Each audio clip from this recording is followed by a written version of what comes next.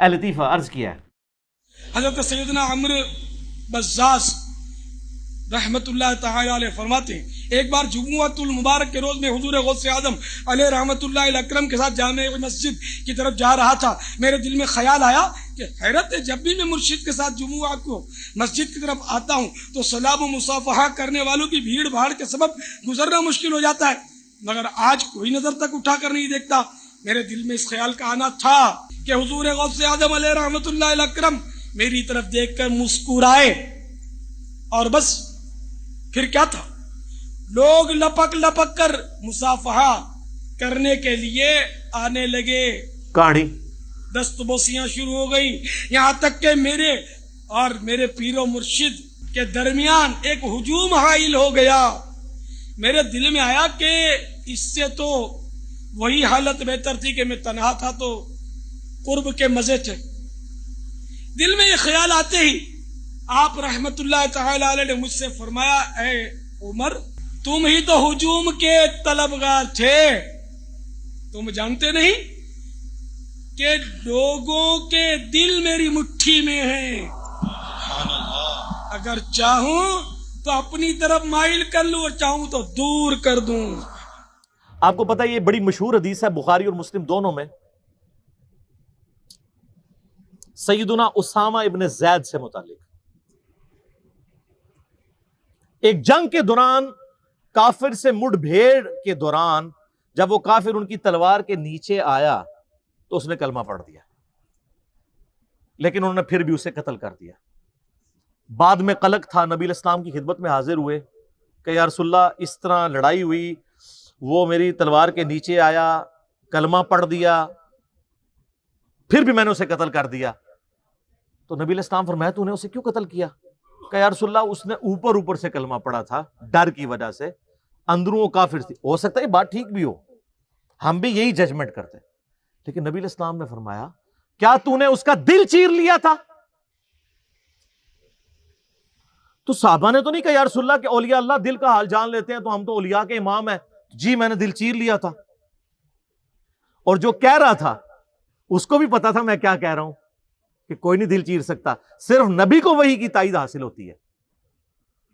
پھر آپ نے فرمایا اسامہ تو کیا کرے گا جب قیامت والے دن وہ کلمہ پڑھتا ہوا اللہ کے حضور تیرے خلاف مقدمہ قائم کرے گا؟ اسامہ تو کیا کرے گا، اسامہ تو کیا کرے گا، اسامہ تو کیا کرے گا. نبی علیہ السلام یہ الفاظ ریپیٹ کرتے رہے. سیدنا اسامہ کہتے ہیں میری خواہش ہوئی کاش آج سے پہلے میں کافر ہوتا اور آج کلمہ پڑھ کے مسلمان ہوا ہوتا، کم از کم میرا یہ گناہ تو دھل جاتا.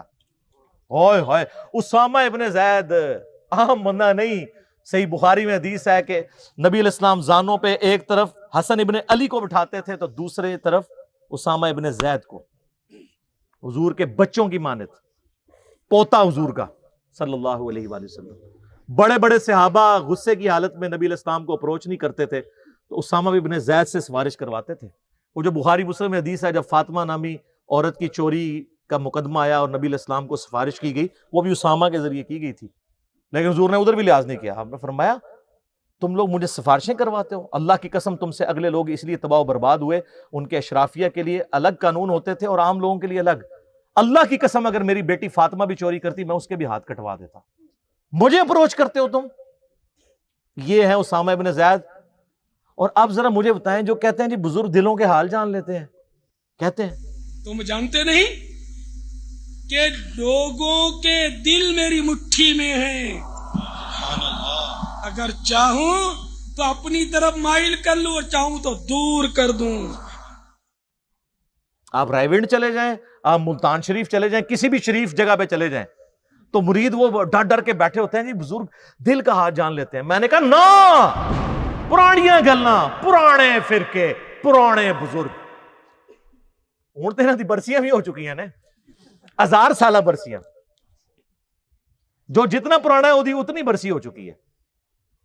میں یہ چیلنج کرتا ہوں، میں اپنی میکینیکل انجینئرنگ میں سے مشین ڈیزائن کا یا اسٹرینتھ آف مٹیریل کا ایک فارمولا میکینکس آف مٹیریلز کا لکھ کے دیتا ہوں کاغذ کے اوپر، کوئی دنیا کا بزرگ مجھے دیکھ کے پڑھ کے بتا دے.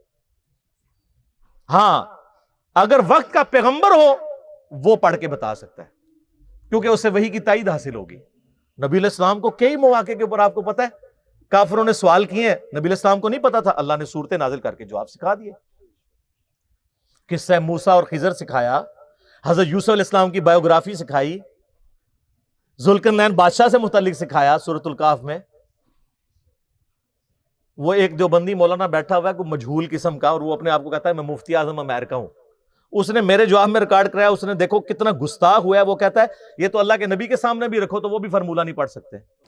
اب آپ یہ کہیں کہ امام اعظم آ جائے تو یہ انجینئرنگ کا فارمولہ نہیں پڑھ سکتا جب تک میں نہ پڑھاؤں، یہ انسٹرومنٹ نہیں استعمال کر سکتے، ڈیوائس جب تک میں نہ بتاؤں.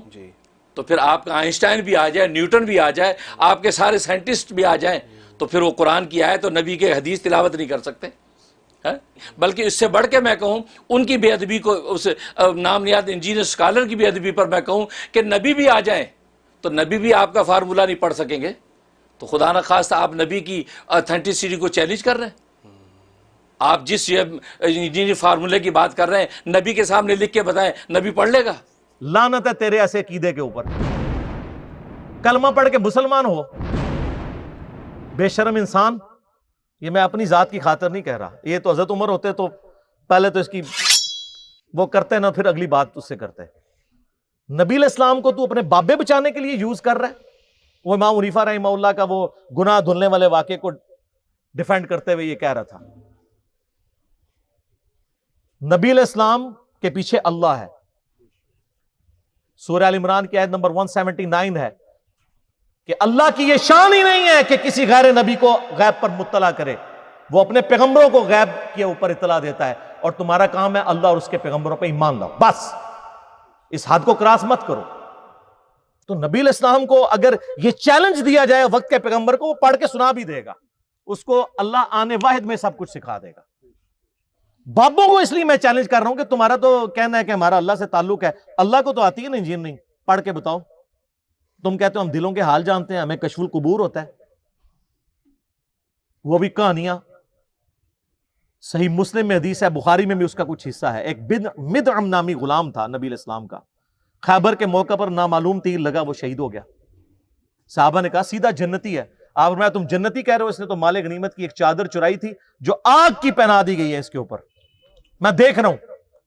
تو صحابہ کرام فوراً گھروں کو لوٹے. اگر کسی نے کوئی رسی کا ایک ٹکڑا بھی یہ سمجھ کے اٹھایا تھا نا اس کی تو خیر ہے، وہ بھی لا کے مال غنیمت میں جمع کروایا کہ یہ سر وہ لوگ سمعنا واطعنا تھے، سننے والے اور ماننے والے. تو صحابہ کرام کو تو سامنے میت کے اوپر آگ کی جو چادر نظر نہیں آئی ہے. بخاری مسلم میں حدیث ہے، نبی علیہ السلام گزر رہے تھے، آپ رک گئے، آپ کا خچر بدک گیا، کیونکہ آپ علیہ السلام اس پہ بیٹھے ہوئے تھے. اس کی برکت سے اللہ نے اس کو بھی دکھا دیا. ویسے بخاری مسلم میں حدیث ہے کہ ایک مناظر جو ہیں وہ جنوں انس کے علاوہ ساری مخلوقات دیکھتی ہیں. آپ فرمائیں 2 قبر والوں کو عذاب ہو رہا ہے. ایک پیشاب کے چھینٹوں سے نہیں بچتا تھا، دوسرا چغلی کھاتا تھا. پھر آپ نے ایک ٹہنی توڑ کے اس کے 2 حصے کر کے لگایا. فرمایا جب تک یہ ہری رہیں گی ان کے عذاب میں تخفیف ہوتی رہے گی. نبی علیہ السلام کی مبارک ہاتھوں کی برکت سے. تو صحابہ کرام کو تو عذاب قبر نظر نہیں آیا. کہانیاں دل کا حال جان لیتے ہیں. سر اب زمانہ بدل چکا ہے، اب ہر طرف صدا ہے کیا کہ نہ میں وابی نہ میں بابی، میں ہوں مسلم علمی کتابی. یہ علمی کتابی بات ہے.